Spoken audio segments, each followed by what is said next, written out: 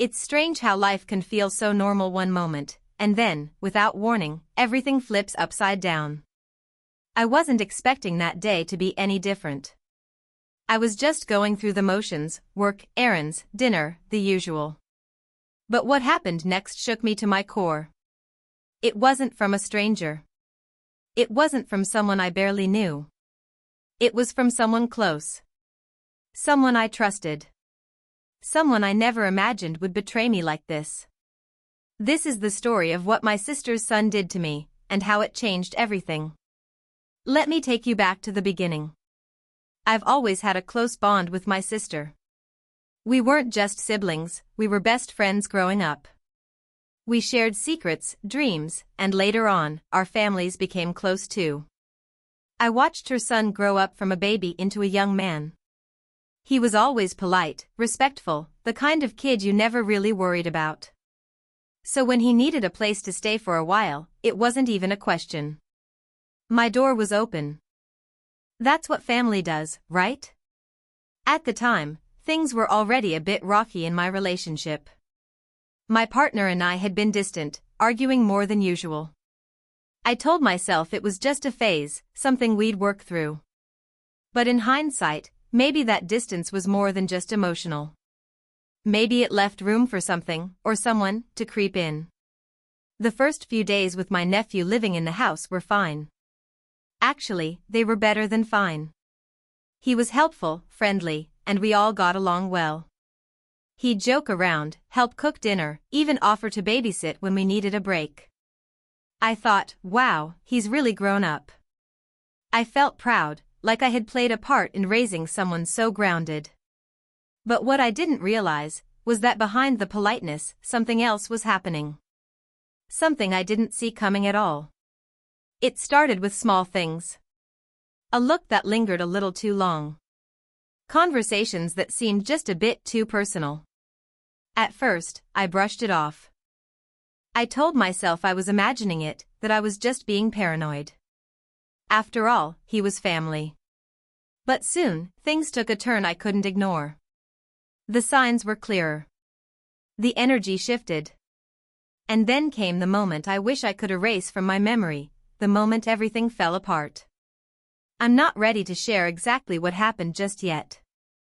But what I can tell you is this: that day changed my relationship with my sister, my partner, and even with myself. It made me question everything, my trust, my judgment, and the people I thought I knew best. I never thought he would be the one to cross that line. And when he did, the fallout wasn't just painful, it was devastating. What my sister's son did to me was something I'll never forget.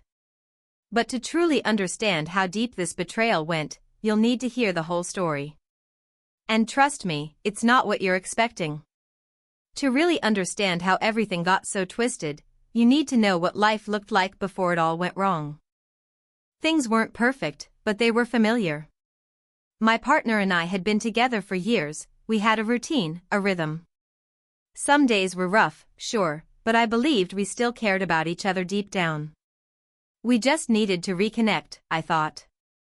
I never imagined there was something, or someone, creeping into the space between us. When my nephew moved in, it was supposed to be temporary. He had just started college and needed a stable place to stay for a few months. My sister was dealing with her own situation, financial issues, relationship drama, and she asked me if I could take him in until things settled down. I didn't hesitate. He was like a little brother to me, even though he was growing into a man now. 18, maybe 19. Quiet but smart. The kind of person who usually stays in the background and doesn't cause trouble. At first, it felt good having him around. He brought some lightness to the house. He made us laugh, helped with things, and gave the place a different energy. I noticed my partner getting along with him, too. They'd chat in the kitchen or watch TV together. It seemed innocent. But then I started noticing things that didn't sit right. I remember one night I walked into the room and they went quiet. Just like that, the conversation stopped. I brushed it off, thinking maybe I walked in on a private talk. But it happened again. And again. And then, there were the glances. I don't know how to explain it, but I started to feel like I was outside of something that was happening right in my own home. I told myself I was being too sensitive. That maybe I was overthinking. But the uneasiness kept growing. My nephew would always be around when my partner was home, but never seemed to care much when it was just me. They had little inside jokes I wasn't a part of. Once, I saw them standing too close in the kitchen, whispering. When I walked in, they acted like nothing happened. Still, I tried to believe it was nothing. Family wouldn't do that. And even if my relationship was struggling, I didn't think anyone could take advantage of that. Especially not someone I helped raise. But looking back now, I should have trusted my gut. Because what I was feeling wasn't paranoia. It was the beginning of something real. Something I didn't want to believe, but could no longer ignore. The more I tried to push the uneasy feelings away, the stronger they came back. I started noticing changes in both of them. My partner, who used to be distant and tired all the time, suddenly had more energy, but not for me. He'd be on his phone more often, staying up later, always with some excuse about work or needing space. And my nephew? He became harder to read. He still acted polite, but something about the way he moved through the house felt different. Like he was hiding something. Like they both were. There were moments when I questioned myself so much I felt like I was losing my mind. I started replaying conversations in my head. Trying to remember who said what, who was in the room, who looked at who. It felt like I was piecing together a puzzle with missing parts. Sometimes I thought, maybe I'm just jealous of their bond, maybe I was the one being cold, being paranoid. But something deep inside told me this wasn't in my head. This wasn't normal. One night, I decided to test something. I told my partner I was going to spend the night at a friend's place, just to clear my head. I wanted to see what would happen when I wasn't around. But I didn't actually leave. I parked my car down the street and waited. Hours passed. Nothing. Then, around midnight, I saw the lights come on in the kitchen. Two shadows. Laughing. Close. Too close. I couldn't hear anything, but the body language said enough. My heart sank. I didn't go inside. I just sat in my car, numb, as all the pieces started to fall into place. That night changed the way I looked at both of them. But I didn't confront anyone yet. I wasn't ready. I needed proof. I needed to know I wasn't imagining it. So I started paying closer attention. I went through old messages, checked phone bills, watched how they acted when they thought I wasn't looking. And what I found only made the pit in my stomach grow deeper. At the same time, my sister kept calling me, asking how her son was doing, thanking me for being there for him. It broke me. How could I tell her? What would I even say? That her son might be involved in something with my partner? That the home I opened out of love and trust might have turned into something I never saw coming? I couldn't speak it out loud yet. I wasn't ready. But the truth was getting harder to ignore. And deep down, I knew that once it came out, there'd be no going back.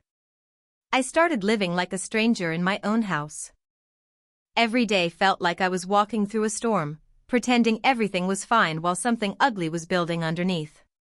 My partner still acted like nothing was wrong, still smiled at me like we were okay.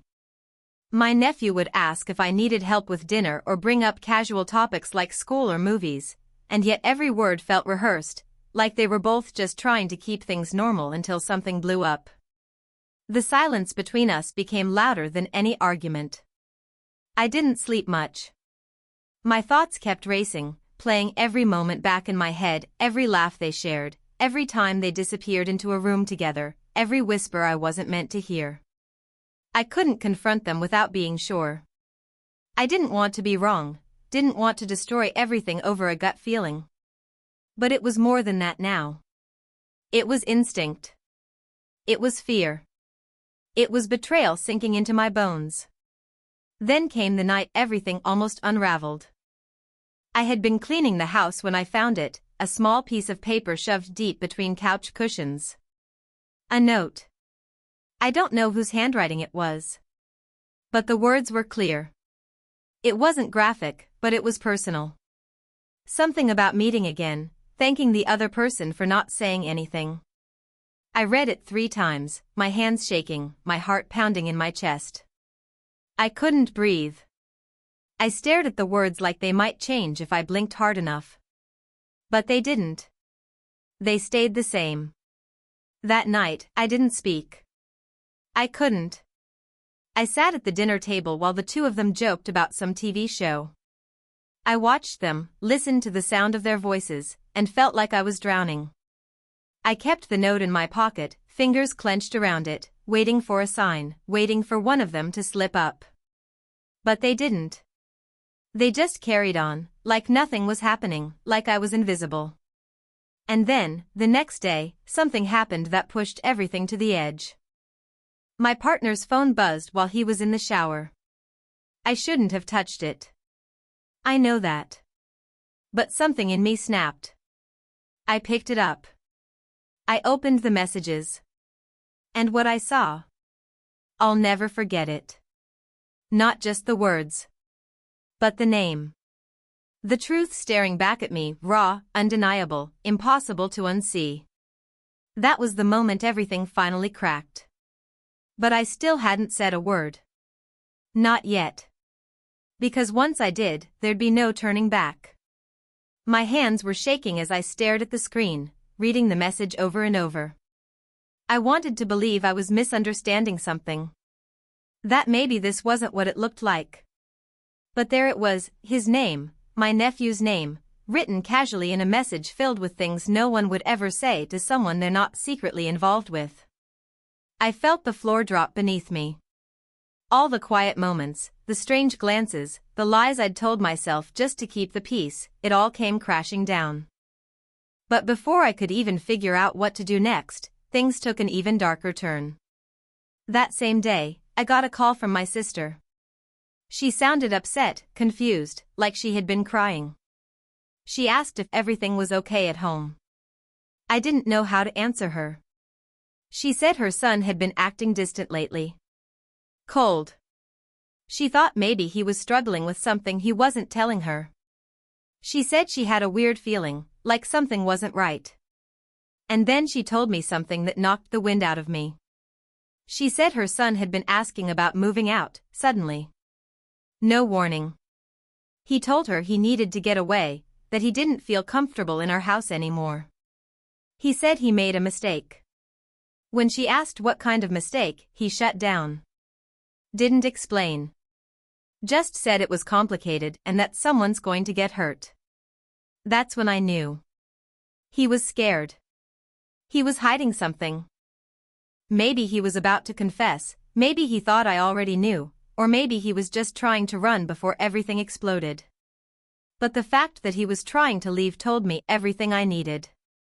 He knew it was wrong. And now, he was trying to disappear from the mess he helped create. I didn't tell my sister anything on that call. I couldn't. My voice trembled the whole time. I just told her I'd talked to him, and that everything was okay, even though nothing was okay.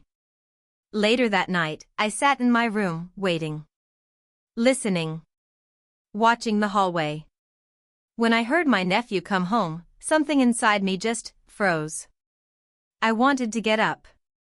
I wanted to storm into the living room and scream, demand the truth. But instead, I stayed still, like a ghost in my own house, while he moved around like everything was normal. Then came the second twist, the one I never saw coming. I got an anonymous message. No name. No number.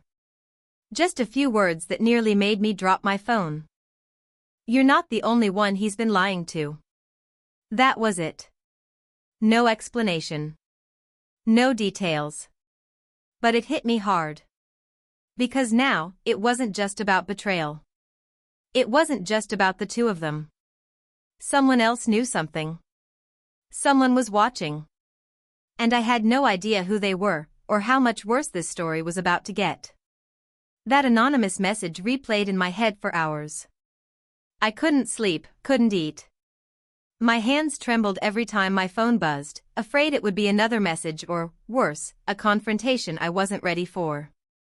I finally hit a point where I knew I couldn't just wait around for the truth to drop. I had to bring it out myself. Whatever happened next, I needed to face it head on. No more pretending. No more silence. The next morning, I asked my nephew to sit down and talk. My partner was already at work. I tried to stay calm, but my voice cracked the moment I started speaking. I told him I found the messages. I told him I knew something had been going on. He didn't deny it. He didn't even look surprised. His face just dropped. Like he'd been waiting for this moment too. And then, slowly, he admitted everything. He told me it started off as harmless. He felt lonely, unseen. My partner, he said, started giving him attention, saying things that made him feel important. One thing led to another. It was wrong. He knew it. But by then, they were in too deep. He said he wanted to stop it, but didn't know how. That he felt guilty every single day.